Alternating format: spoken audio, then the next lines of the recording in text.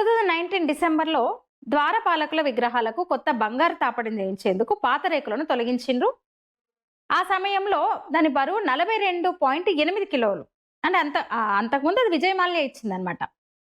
అయితే మరమ్మత్తు అయిపోయి ఇంకా అదంతా తాపడం అవన్నీ తొలగించేసి మళ్ళీ కొత్తగా చేసి తిరిగి అమర్చే సమయంలో బరువు తగ్గింది 38.28 కిలోలే ఉంది. అంటే దాదాపు 4.5 కిలోల బంగారం మాయమైంది. అంటే దాని విలువ దాదాపు 4,00,00,000 అనుకోవచ్చు ఇప్పుడు. ప్రస్తుత బంగారం ధర ఆధారంగా. ఇంకో విషయం ఏంటంటే, అసలు ఆ ప్రక్రియలో మామూలు అక్రమాలు గాదు. ట్రావెన్కోర్ దేవస్వం బోర్డు అధికారుల అనుమతి లేకుండా కోర్టు లేదా స్పెషల్ కమిషనర్‌కు సమాచారం ఇవ్వకుండా ఆ తాపడాలను తొలగించారన్నమాట.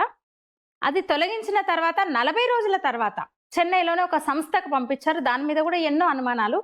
అంటే 2019 డిసెంబర్ 9న gold plating artist Unnikrishnan Potti TDP Travancore Devaswom board ప్రెసిడెంట్‌కు పంపిన ఈమెయిల్‌లో ఉందన్నమాట. పనుల తర్వాత తన దగ్గర ఉన్న అదనపు అంటే ఈ పనులన్నీ అయిన తర్వాత తన దగ్గర ఇంకొన్ని బంగారు పలకలు మిగిలినాయి అన్నట్టు మెయిల్ ఉంది.